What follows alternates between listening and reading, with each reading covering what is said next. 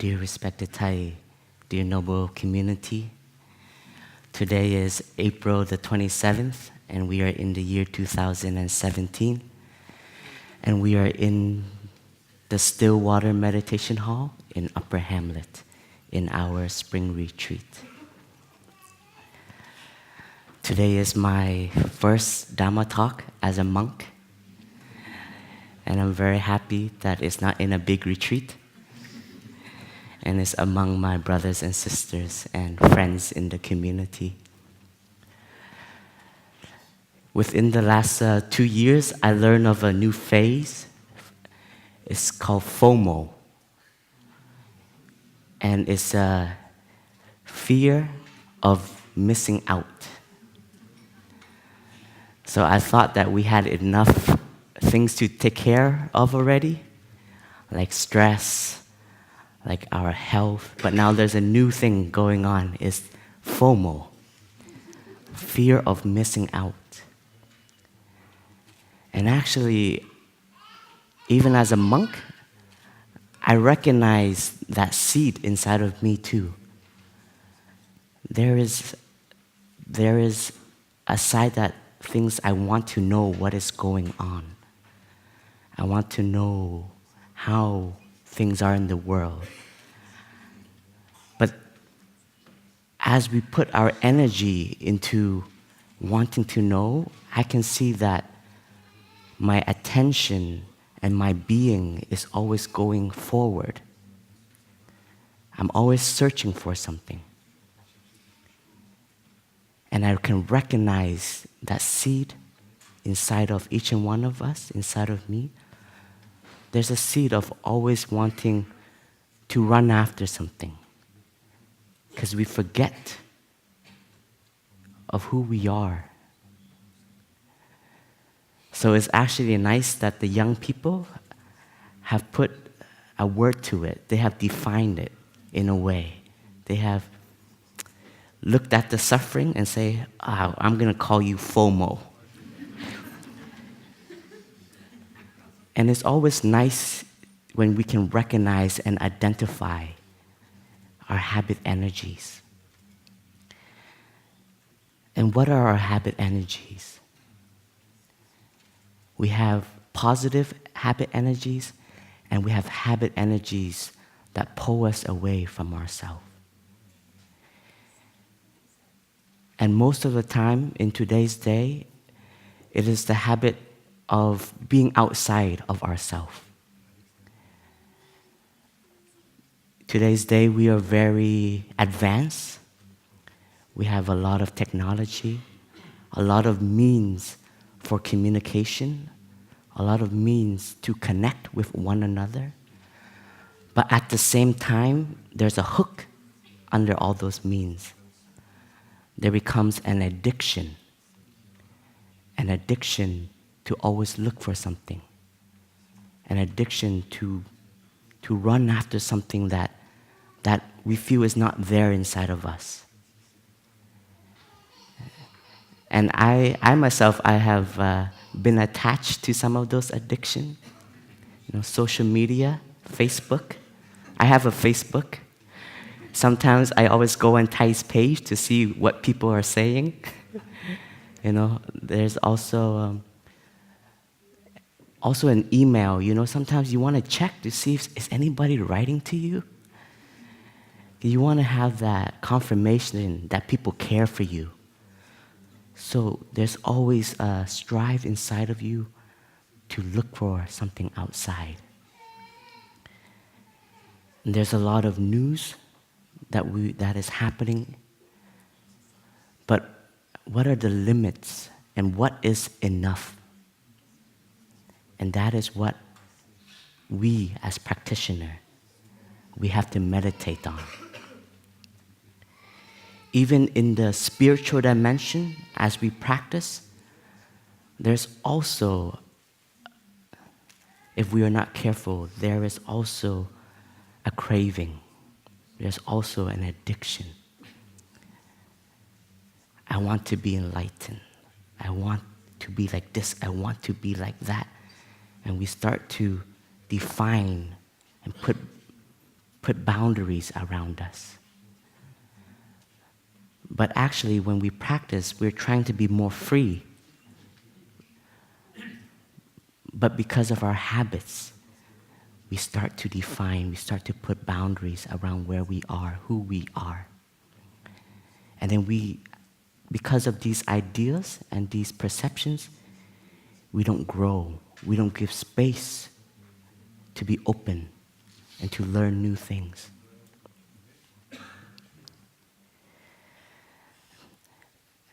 If you ever had the experience of going on the Wikipedia and reading about something that you don't know, and as you read the information, there are words in blue. And you're like, oh, what? I don't know what that is. And you click on it, and it takes you to another page. And then you read more, and you're like, ooh, what does this mean? And you click, and you keep going, and you keep going, and you keep going. And afterwards, you realize you didn't even finish what you started. You didn't even understand what you initially started. So it is like the same for us. We all have aspiration. We all have intention. But if we don't know how to nourish and we don't know how to be with it, we get carried away. Even with positive and great aspiration. But we have to know how to nourish it and how to put it into practice. We are a spiritual family. Like it or not, you're all on the spiritual path in many different forms. There are those of us who are monastics. There are those of us who are aspiring to be monastic. And there are those of us who want to be a good person and bring this energy and bring this practice into society, into our daily life. And what unites all of us and what makes us living in harmony is the mind of love. And it's the mind of wanting to grow in the spiritual dimension, wanting to be able to be at peace, wanting to be able to smile and be stable even in the most difficult moments. Those are all of our aspirations that we can identify in each and one of us in this hall. And I can recognize and I can also have trust in that aspiration in each and one of us. And with that energy, we build a collective community and a collective energy of mindfulness where we are supporting each and one of us. And when we come to a practice center like here, either for 1 week, 1 month, 1 year, 10 years, if we don't know how to make use of that energy and make use of that collective practice, then we are missing out. And that is a missing out that we should check in. And as we practice, we realize we're on a journey. And this journey is not outwards, but it is inwards. You always hear the monks and nuns here say, when you hear the bell, come back to your breathing. Come back to yourself. Be aware of what is happening inside of you right now. So at every corner in this practice center, we're always being invited to come back, come back, come back. It's because we have forgotten that skill, that awareness of seeing inside, of knowing what is happening right here, right now. is through our training and our education as we grow and we develop. We need to plan for our future. We need to take care of tomorrow. And so we slowly, we let go of the present moment. But as we practice, and as you take just one mindful breath, you can see the past right in this moment. And you can see that right in this moment, you are taking care of your future. So that is the key of our practice here. Dwelling in the present moment in order to heal the past, but at the same time, in order to take care of the future. And as we come back to our self, as the journey continues to lead us inwards, we start to be in touch more with our mind, our feelings, our perceptions, our state of consciousness. And at the same time, we get in touch with a truth that we have forgotten, that body and mind are one. So when we are coming home to the body, we are taking care of our mind. And when we are taking care of our mind, we are also taking care of our body. We don't see this in everyday life. There's a tendency to see it separate. Okay, now I gotta take care of my mind. Now I gotta take care of my body. But when you realize the interconnectedness of the two, first it will bring you much relief. You are taking care of one as you're taking care of all. So as you practice, you start to see the connection of what is happening inside of you vis-a-vis mind and also with the body.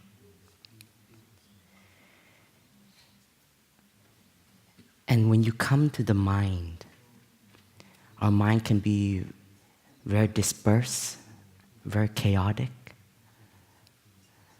But there is a state where the mind likes to enjoy, and that is the calmness. When there is calmness in mind, you can feel there is calmness in body. And right away, you start to relax. You start to let go of tension. So, in our meditation, just being aware of our thinking is already stopping. Seeing where the mind goes in order to guide the mind back. As a practitioner, that is what we do in order for us to train our mind, for it to develop new habits, develop new ways of thinking, new ways of perceiving. And as we continue to go inwards, we also have things that we are missing out because we are always going outwards. So when we come into ourselves, we discover, right? We discover our body. We discover our mind. And I see many young people here. We also discover our aspiration. We're all human beings, and we want to contribute to this earth too. We want to give something back to earth. We want to give something back to society. A lot of us, I think we've grown up privileged, and we see the goodness of life, and we see the goodness of being alive. And therefore, there is a deep wish inside of each and one of us. Maybe it is our true calling of happiness. What is happiness? And in a way, there is there is a will to give back. There is a will to offer back to society what we have got is for us to be here right now. So when we start to come back to our self, this present moment, we start to recognize this energy that gives us life, that gives us force. And another deep connection that we can see when we come back to ourselves is that we are not separate. Inside of us, there's our parents, our father, our mother. There is our ancestors from generations to generations for us to be here.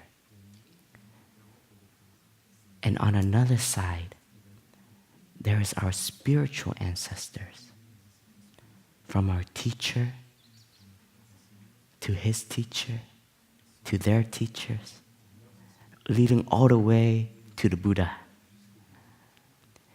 And the Buddha is not that statue under that tree out there. He's there too. It's great to see him sitting and smiling too. But inside, thanks to the transmission and the teachings being continued, we have received it, and so we can say that the ancestors are also, our spiritual ancestors are also inside of us. And in today's day, a lot of people, as we grow up, we start to feel loneliness. There's a void inside. And that void is because of disconnection. And at first we think it's the disconnection from the physical forms outside of us, like our friends, our lover, our family. But when you come back to the root of it, you can see already inside there's a disconnection inside. And because it is not being taken care of, that's why we run after things in order to cover up that void.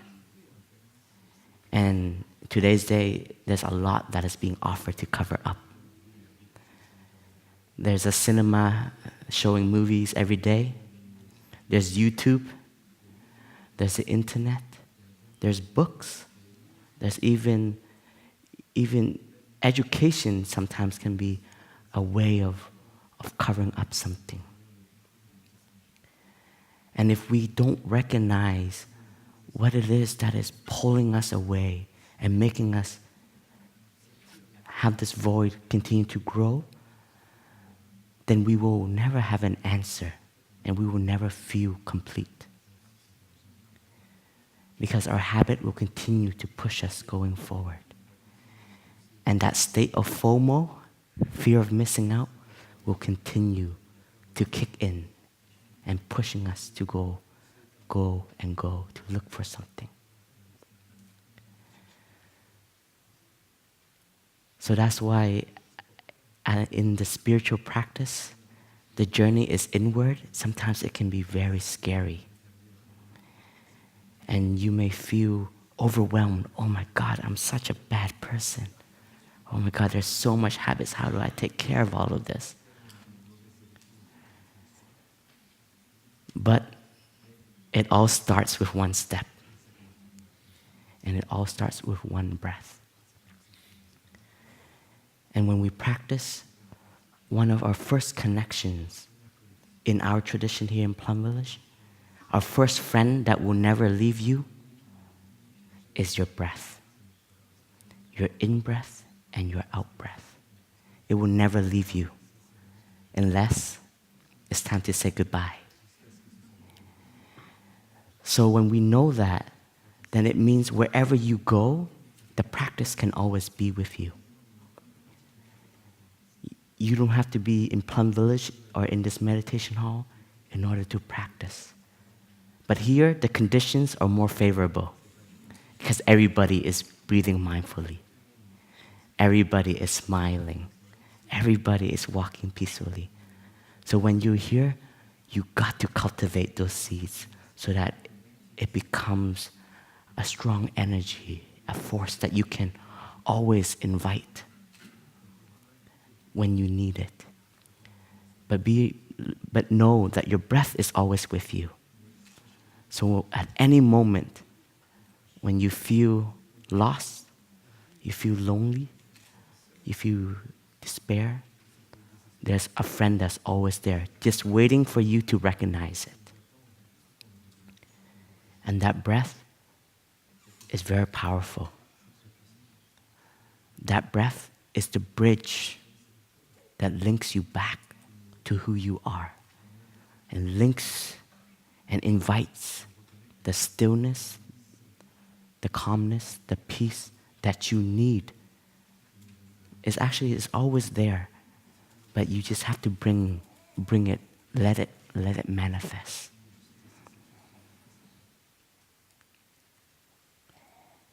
And in the present moment, as we continue to come inward, we also start to recognize the many beautiful qualities that are there inside of us. So we see that we are a continuation of our parents. We are a continuation of our spiritual ancestors. And they have transmitted many, many wonderful seeds. And as we breathe, we can recognize them. Oh, wow.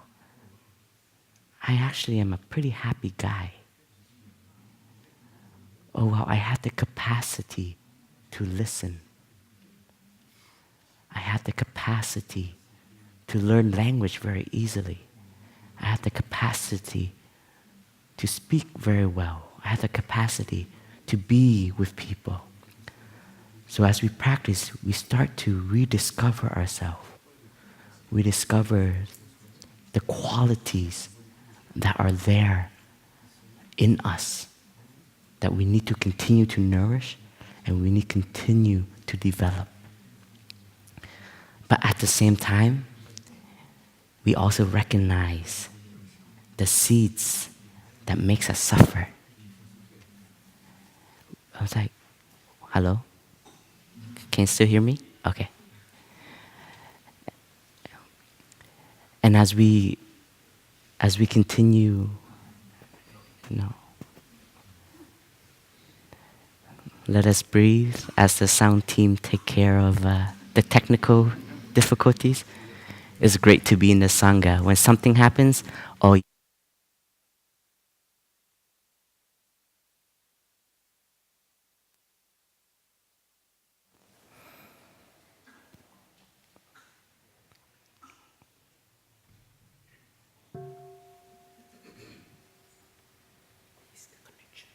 one, two, okay.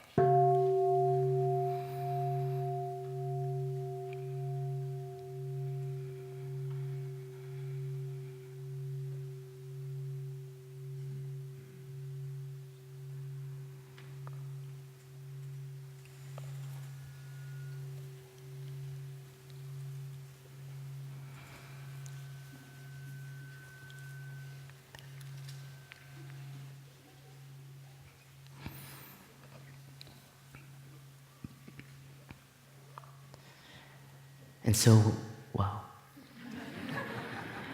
And so when we recognize the qualities that makes us suffer,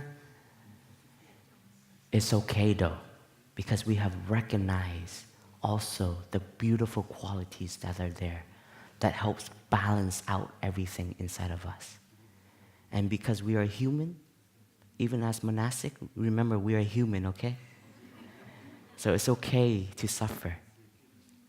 And when we know that it's okay, then there's a way out.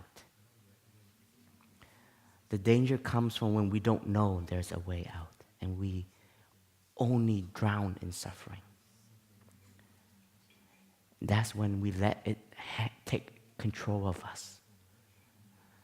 But here we have many, many techniques and we have many practices to help us develop and have techniques in order to recognize and in order not to drown in it. And when we look at our suffering, we can see it is the ingredients for happiness. It's one of Thai's quote and teaching. It's when you look into the mud, right away you can see a lotus can be born from it. So a lotus is something very beautiful, something that is miraculous, but it doesn't come from nothing. You can't grow it in marble, you can't grow it in something that's fragrant, but it has to come from something that is gooey, a little dirty, but in the mud, all of that nutriment that helps nourish the stem for the flower to bloom. And so, like us as humans, we have those sides. There are the compost that is there inside of us, but don't be afraid of the compost, right? Because you can transform it into happiness. Just like when you have a toothache, you don't know what is suffering until you have a toothache. And you suffer day and night. You might have to bang it, you might have to hit it just to relieve a little of the tension that is there. But the moment that it is healed and there is no more toothache, you experience happiness. So, when we can recognize our suffering, we can feel the pain, we can cry with it, we can recognize it, and we can work with it, then it will lead to insight. It will lead to the fruit of our practice or the flowers of our practice. So when we practice and we see this, we know that we don't have to be afraid of suffering. And at the same time, we recognize that there is much more in life than just suffering. Sometimes we get addicted to suffering. There's a dangerous cycle. We like to revisit our suffering. Maybe sometimes we identify who we are because we suffer like that. Because I suffer like that, that's why I'm like this. And then you close yourself off. And you don't let yourself grow. You don't let yourself transform. So who are we? We are a continuation of life. We are a continuation of our families, our ancestors, and we are a continuation of us. So we also have to let ourselves grow, let ourselves be open, like the river is always flowing, and it will reach the ocean. The same with us. But if we say the river is cramped up here because of all these logs, and it doesn't go forward, and we say this is who we are, then we may never be able to open our heart and let the current continue to flow. So as we practice, are we in touch with these suffering? Are we in touch with the ideas that are blocking who we are or not letting us to manifest, continue to manifest?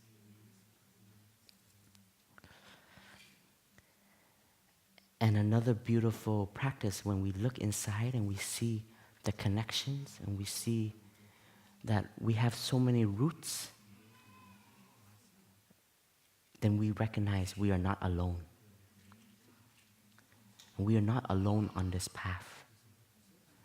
Sometimes as young people, we feel like, man, nobody cares about the earth. I'm the only one going to change the world. I'm the only one doing it. I'm the only one.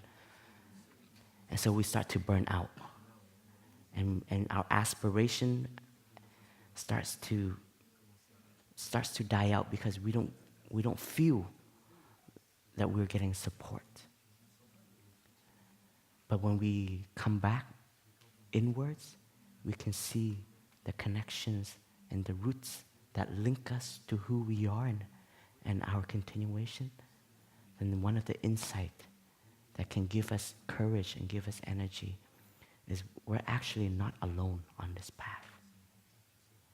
And living in the community, living in the Sangha, we can see and we can feel it physically right next to us. The person to your right, the person to your left, the one behind you, the one in front of you. They're also doing good inside of them and also for the world and for themselves and for the world.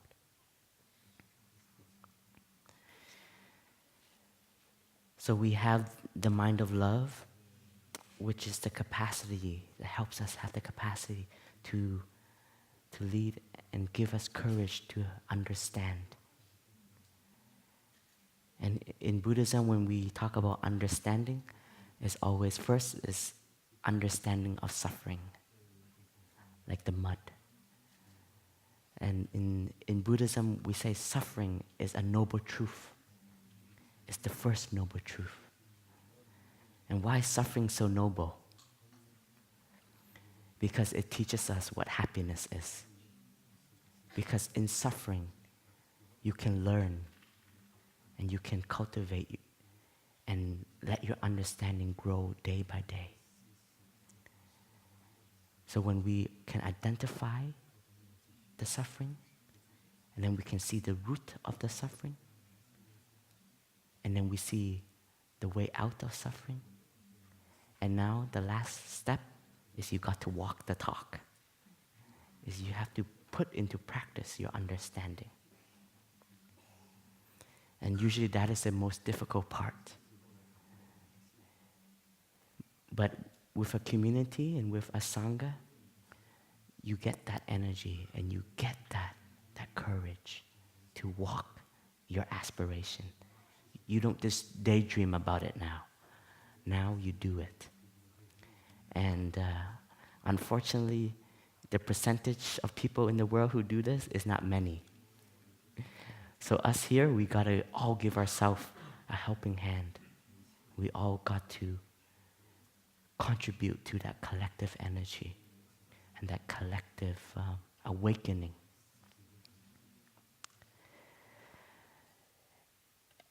And when we practice, we start to recognize there are energies that help us grow in the spiritual dimension. And the first energy is faith. And faith here is not a faith outwards, it's not a devotion, it's not a belief to an idea or to a dogma. But the faith here is first the faith inside of you, the capacity to learn and the capacity to grow, to understand, and to transform. You gotta have faith in yourself. You gotta have trust in yourself. And say, I have the capacity to be a happy person. I have the capacity to listen. I have the capacity to say a loving sentence to somebody, maybe that I don't like. You know, there are seeds inside of us that are there, and it just needs our encouragement. And so this faith within is very important. Because thanks to the faith that you see inside of yourself, it gives you the energy to explore. And it gives you the energy to the practice. And faith is a very, very powerful energy that gives you confidence. it is like you can hear about the Sangha, you can hear about Thai, you can hear about the practice, you can hear about the community, but you will never experience it until you come and see and practice for yourself, right? It's like somebody can explain to you what a durian is. You know, maybe some of you have never tasted a durian, but you can hear about it, right? It's a fruit. It has a shell very spiky, and inside it has very tender fruits of squishy texture. And some people love it, some people hate it.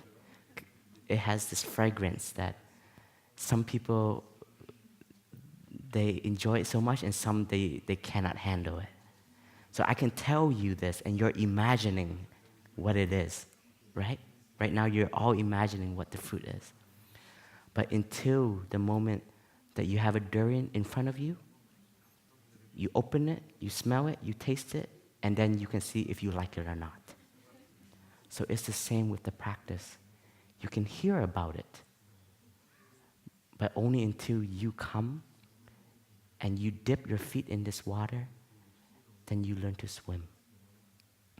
So when you are in the water and you have already swam, and you see how refreshing it is, and sometimes how easy it is, you can relax and let the current let you flow, then you have faith in your practice. You have faith in your capacity.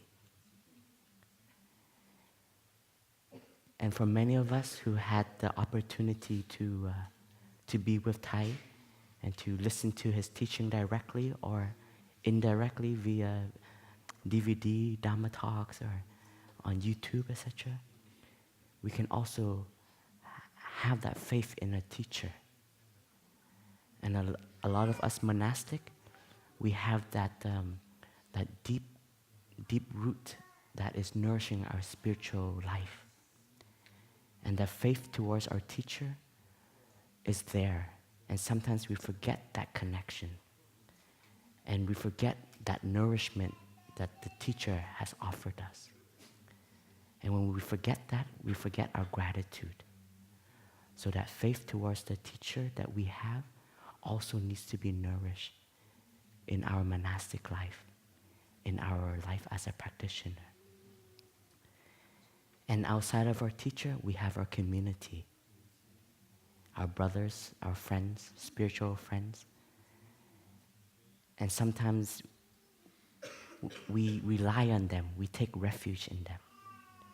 And when we can rely on them, we can take refuge in them, we can lean on their shoulder, that means we also take faith in their practice. We take faith in who they are, and we accept who they are. And like that, we're also accepting who we are, and we're accepting our community. As monastic, sometimes we have to ask ourselves, we have to check in with our faith. Do I still have faith in my community? And initially, our habit will say, yes, I do. Because that is what brought us to this path. That is what made us make this vow to shave our head, to wear this brown robe, and to join this community. But we may forget to nourish our faith to the community. And sometimes in our daily life, our responsibilities, our learning, our progress, we can also isolate ourselves from the community. And when you isolate yourself from the community, you start to feel this disconnection with, first of all, your brothers and sisters, and then comes to the practice, and then comes to the community. And I myself is someone who has gone through that, and it's, oh man, it's sad. It's very, you feel very lonely.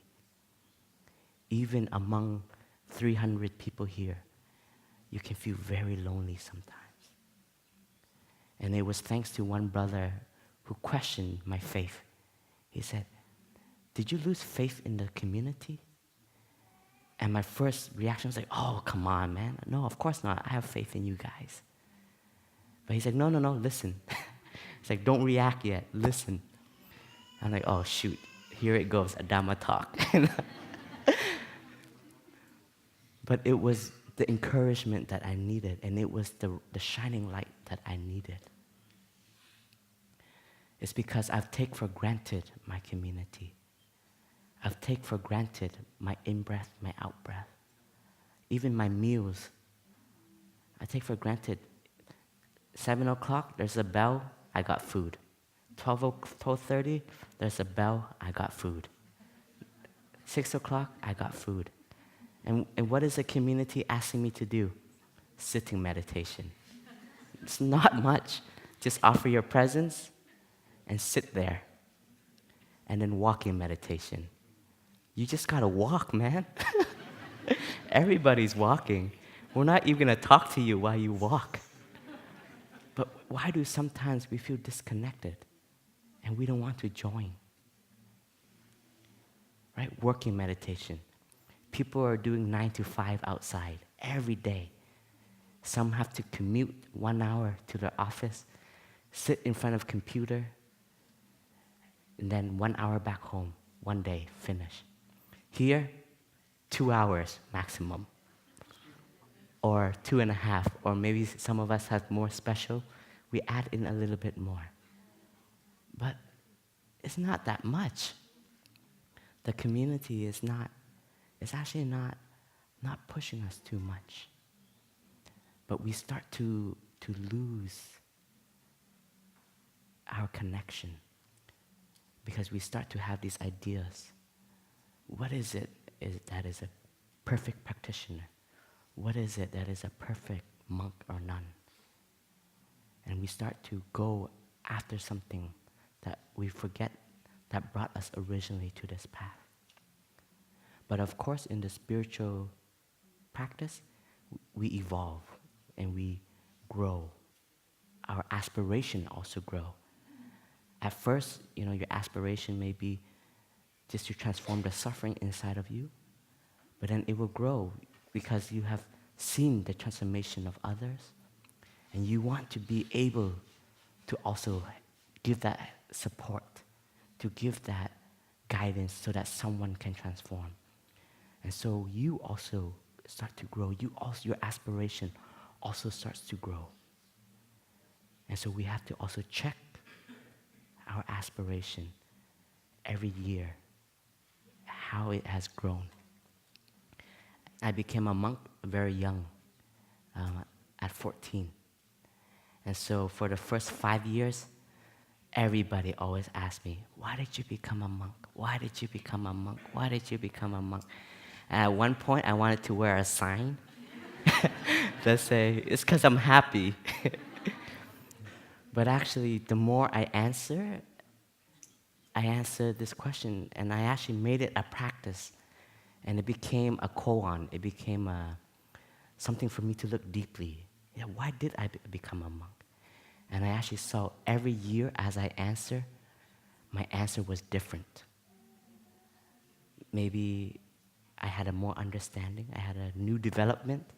So I can recognize every time I share with somebody why I became a monk or why I am practicing, it is different because I can see the growth in my practice.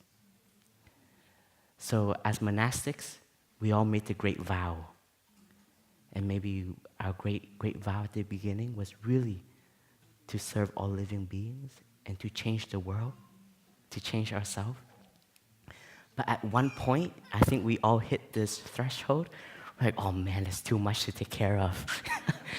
I need to take care of just me. And that's perfectly fine. We also have to take care of ourselves, right? Because in ourselves, there is the world. And then when we take care of ourselves, we actually start to see we're taking care of the world. We're taking care of our beginner's mind aspiration. And when we don't give up in it, and we don't lose it, and we still have faith in our aspiration from the beginning, then that gives us a lot of energy. So now in our community, we have a lot of new aspirants, a lot of new young men and women who wants to join this monastic path. And at this moment, your fire is very strong, and you got to cultivate that aspiration, because that aspiration is your foundation, will be your foundation on this spiritual path. It's a source of energy that will always burn, but sometimes the fire is very low, and sometimes you just gotta tap into our fires for your fire to continue to grow. But sometimes we tap into your fire. So sometimes you see the monks and the brothers, we were low, we will come and take refuge in your energy. So in that way, we're all supporting each other, and there's no separation. So as a monk and nun, sometimes we have to revisit our faith with our teacher, with our community, with our ideals, and see, is it still intact? Am I nourishing it? Am I actually doing it? Am I able to realize? Because we have to see the fruit of it in order for us to have energy to continue. And sometimes, I think most of us, I can confidently say we are realizing it, but sometimes we forget. And we even, in the community, we establish habits that we forget of the happiness and of the nourishment that we get just by breathing, just by being present. So faith in yourself, faith in your capacity, faith in your teacher, in your community. And with that, you can put into action the practice. You have the insight. You have the insight that to walk this path, you don't do it alone, and you are nourishing the parents inside of you, the ancestors inside of you, and your transformation is also their transformation. And that's a very, very deep insight that the Buddha offered all of us. And when you practice, you're not practicing just for yourself, because you are a continuation. Sometimes we get angry, or we get these suffering, and we don't know where it comes from. And it's like, why am I suffering like this? I'm not experiencing anything, but why do I suffer like this? And actually, we can see maybe it is the transmission from our ancestor, and it's passed on to us. But we are very lucky that we have been able to arrive at this moment where we have a practice, we have a way out. And so our mindful in-breath and our mindful out-breath is the mindful in-breath and out-breath of our parents. Our transformation is the transformation of our parents and of our ancestors and of our spiritual ancestor also. So there is also always a continuation, a link. We have roots everywhere, like it or not. And the second energy, as we practice, we develop, is the energy of diligence. Diligence is there, and it's thanks to this energy, and it's thanks to, because we've tasted the fruit of the practice, then we are more determined. We are determined to go to sitting. We are determined to go inwards sometimes, even though it's difficult. We are determined to be with the breath. We are determined to be with the steps. we are determined to learn just to listen. We are determined to learn to be open. So this diligence gives us the energy in order for us to continue with the practice. Because if we don't have the diligence, we become lazy. And our practice energy will slowly decrease, and you can say our spiritual body doesn't have that force anymore. So the second is the energy that we get as we practice and as we develop is the practice of diligence. And the third energy which we focus on here the most is mindfulness. And as we have diligence, we practice, we gain mindfulness. Mindfulness is the energy to be aware of what is happening inside of us and around us. But mindfulness is not only let us be aware, but it gives us the tool to go deep inside, to see what is happening. And with mindfulness, you can really see the wonders of life. Like this flower. This flower is so beautiful, right? But when we look with the eyes of mindfulness, we can see that this flower didn't manifest from nothing. It came from the earth, from the seed, from the sun, from the rain, the gardener. So many conditions have come together for this flower to manifest.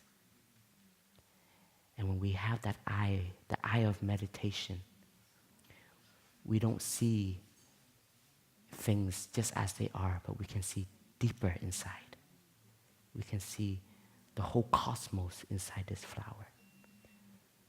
And with that eye, we can use that eye of mindfulness, that eye of meditation, with what we are working on, with our suffering, our happiness, our choices we want to make, the decisions we need to make.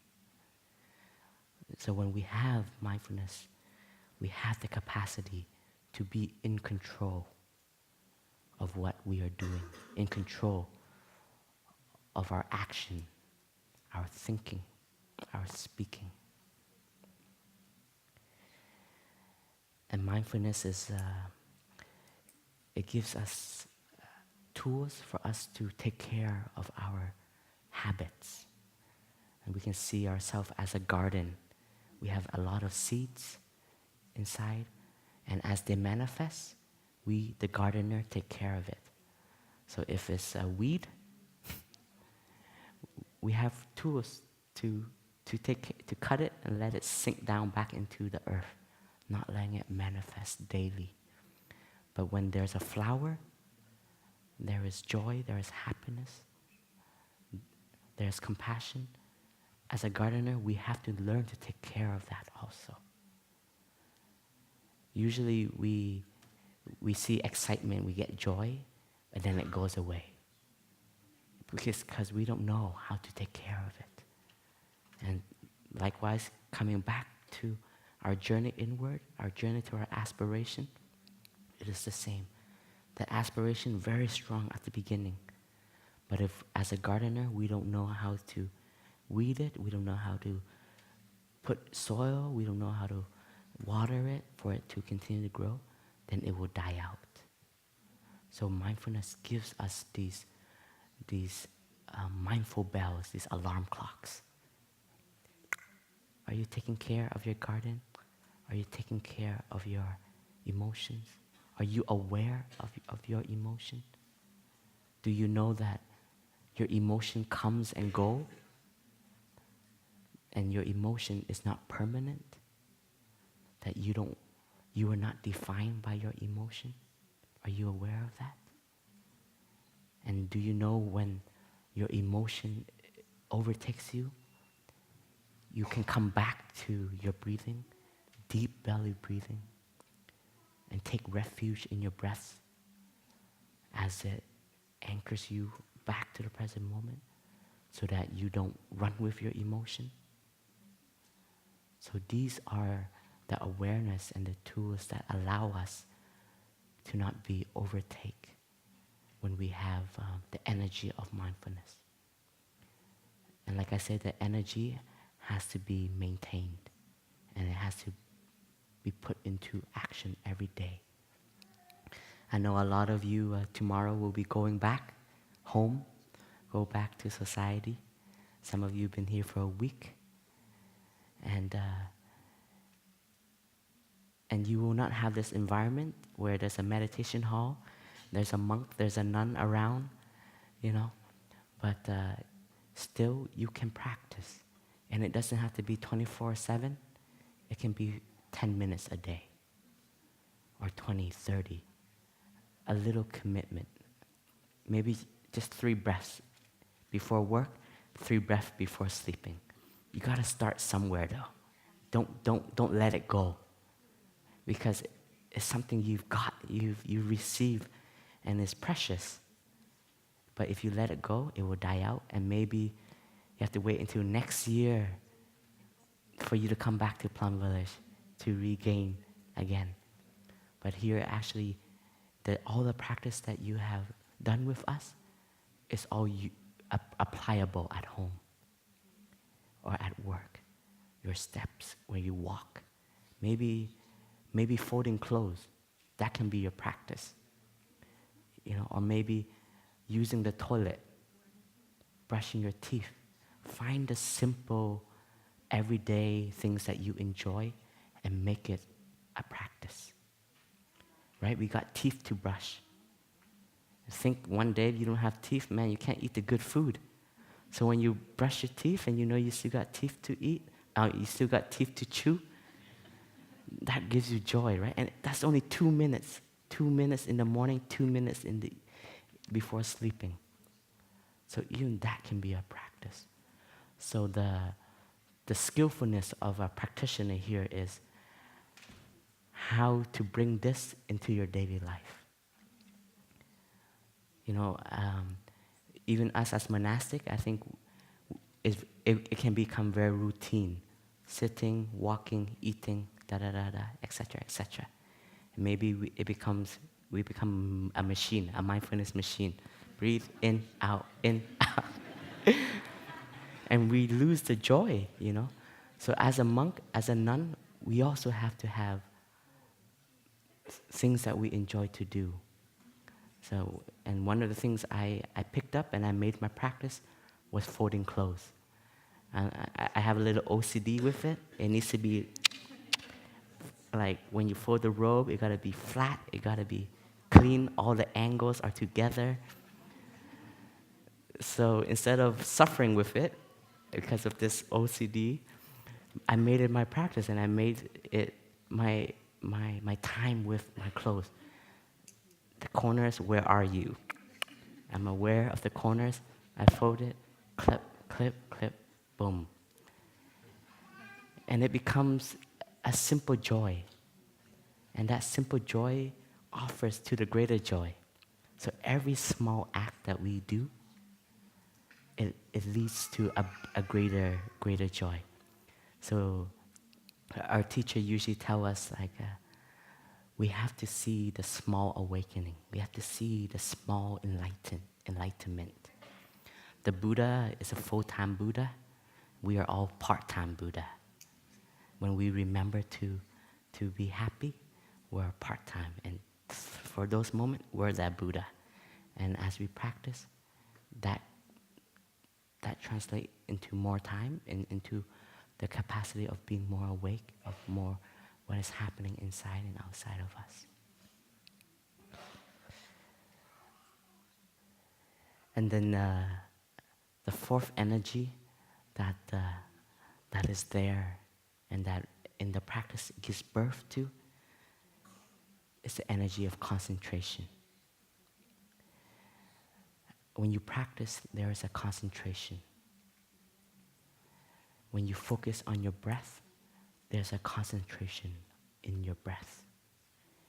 And that concentration is very needed, especially for beginners, when our thinking is very dispersed and our mind is not used to being calm, is used to running all over the places.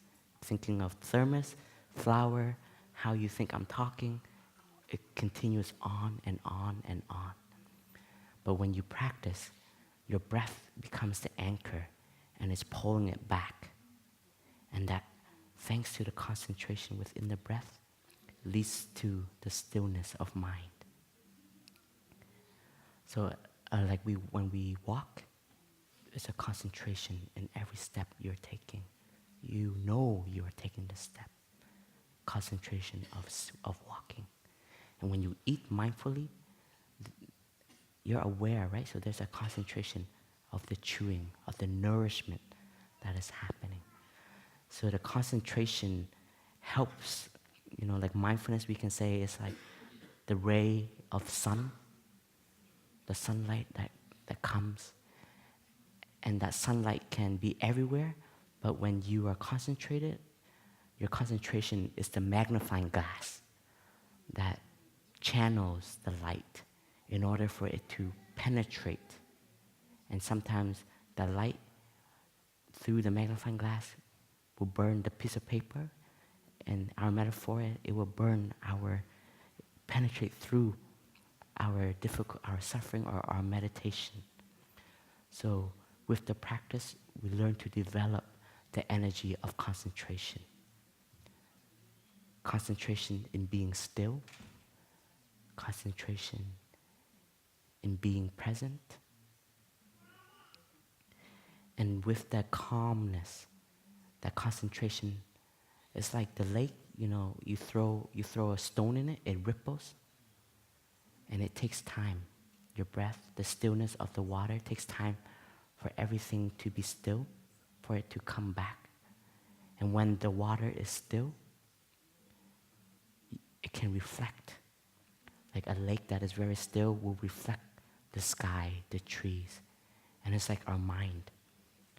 When we can concentrate our mind and it can come back to stillness, it can reflect many things inside of us and outside of us.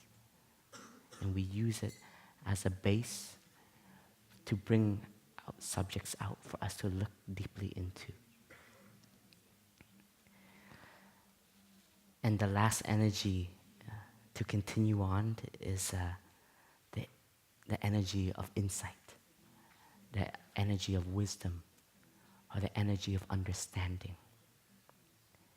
Because when you understand, then you have this energy to love. We all want to love ourselves. We want to love somebody. We love our brother. We love our sister. We love our parents, our partner. But love has to come from understanding. If you love without understanding, that love may be suppressing. It may be suffocating. So as a practitioner, we know that true love comes from understanding. When you understand somebody, then you know how to support them. And when you can support them, then you know how to love them. So with the fruit of the practice gives you awareness, which gives you insight. Insight of, now I know what suffering is. Now I want to choose a different path. I want to choose a different way of talking. I want to choose a different way of eating. I want to choose a different way of consuming. So thanks to the practice, thanks to the awareness, it gives you the insight to what to do next with your life. What to do next when you walk out of this hall. How do you want to walk? How do you want to be with each other? You have insight, you have understanding, and with that gives you the energy to do. And all of this is connected. The last three energy is our one of our three main trainings here: mindfulness, concentration, and insight. And that 3 training you can find anywhere in the Buddhist school. And here is in our logo: Smrti, Samadhi, and Prajna. So at any moment, we know that those 3 energies are always there, especially when we have found a spiritual practice and we have found our breath. And that 3 practice nourishes the faith. So, technically you can say faith, diligence, mindfulness, concentration, insight. But for me, when I look into it and I practice and I discover, it all contributes to each other. Like, you gotta have faith in order to practice, right? But then you have to practice to nourish the faith. So it is the same. So we see the interconnectedness of all of that. And in our practice, one of the things that I find that's very important that we have to develop is the confidence within ourselves. The confidence within our breath. We all want to be a continuation of Thai and a continuation of this community. And in order for us to do that, we have to have confidence in the Dharma, in the community, and in our teacher. And we have to have confidence in our own practice, in our own transformation. When we don't have confidence, then we start to doubt ourselves. We start to doubt our practice. We let being burnt out take over, and that becomes our main problem.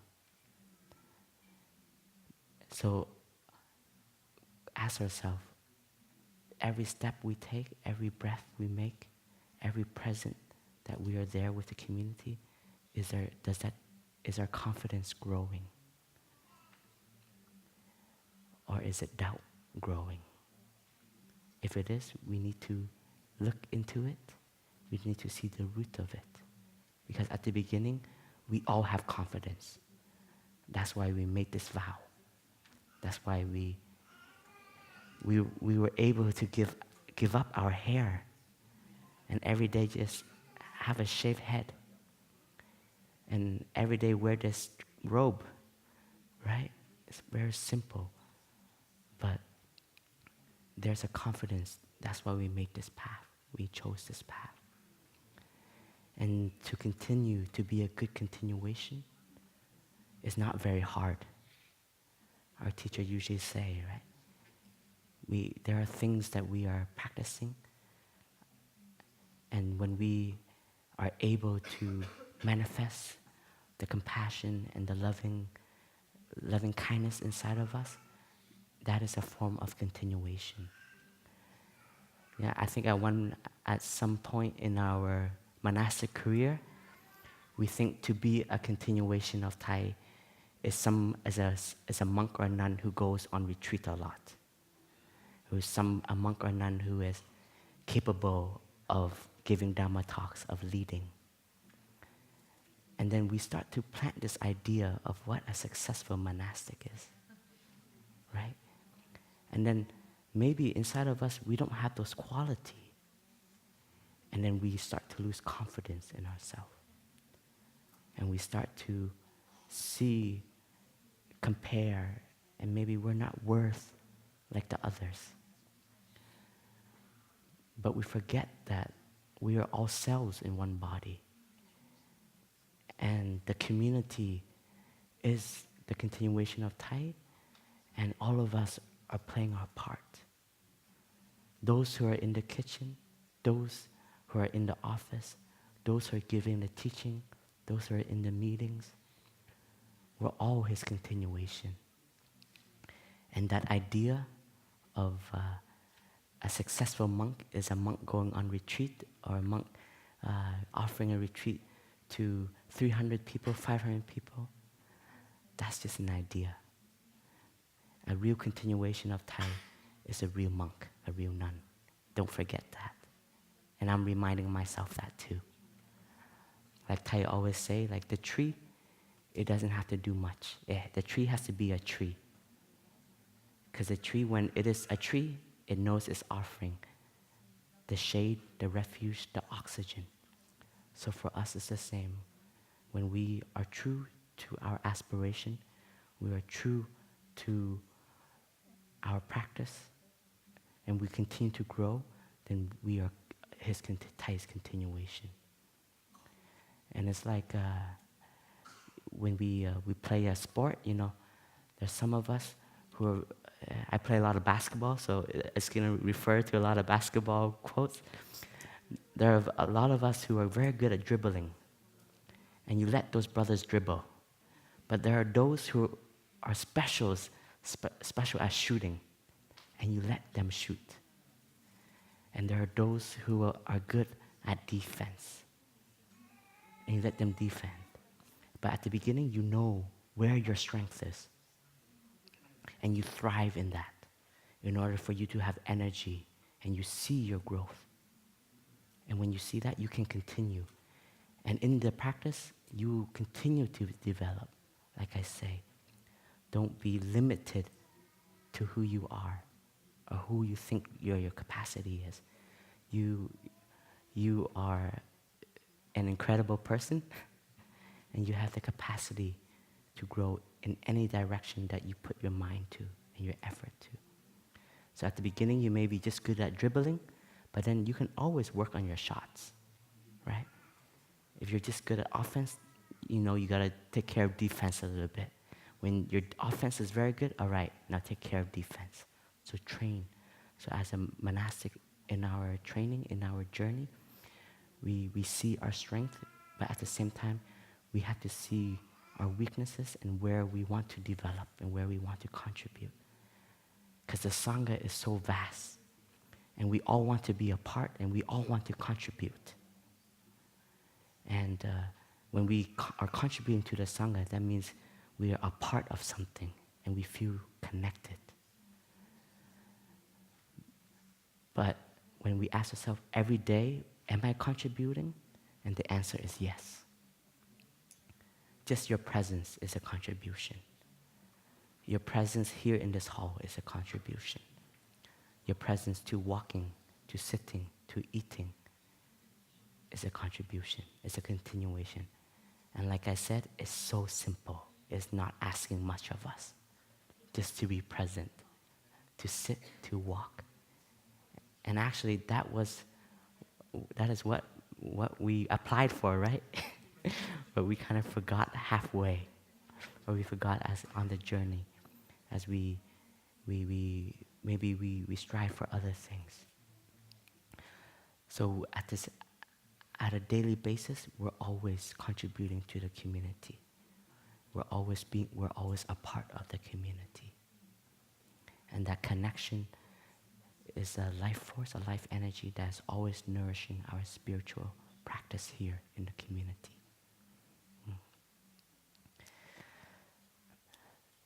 Our next activity will be walking meditation together. And today is a very beautiful day with a blue sky and our togetherness. So really, when we walk today as a community, fourfold monks, nuns, laymen, laywomen of all hamlet, really invest in our steps. Every step you make is a contribution to peace. We don't march for peace here. We are peace here. We don't have to scream, peace, peace, peace. But our screaming is in our action, but mindful. Every step you are taking, it is giving back to Mother Earth. So walk like you are kissing the earth. Every step you make is a seal of you. So what you're leaving behind, what do you want to leave behind? Peaceful step or angry step? That's your choice. So we have choices here, right? It's not only one way or the highway. but we have many choices. So when we walk, and also today, invite a loved one to walk with you. It may be our partner who is not here. It may be our parents who is not here, or maybe somebody who has passed away. But they are still inside of us. And maybe they might have not had the opportunity to make peaceful steps, because they haven't had the opportunity to get in touch with something like this. So we can do it for them. So invite our teacher to walk with us. As we nourish our teacher inside of us, and we nourish our teacher outside of us. Our parents inside of us, parents outside of us, our loved ones, the same. So every step we take with our breath, we can say, Tai, enjoy with me, enjoy with me, enjoy with me. You breathe out, choose another word. Happiness, happiness, happiness. Or Father, Father, Father. With me, with me, with me. So we are also giving back. So as we practice, when you practice, you actually see you're not selfish. What you're doing for yourself, you're doing for many people. You're doing for your whole lineage of ancestor and spiritual ancestor. And at the same time for those around you. So thank you very much, dear brothers and sisters and friends, for being here, practicing with us, and listening to my first Dhamma talk. I see a lot of supportive brothers and sisters smiling at me as I talk, so I feel very confident. Thank you. And enjoy our day together.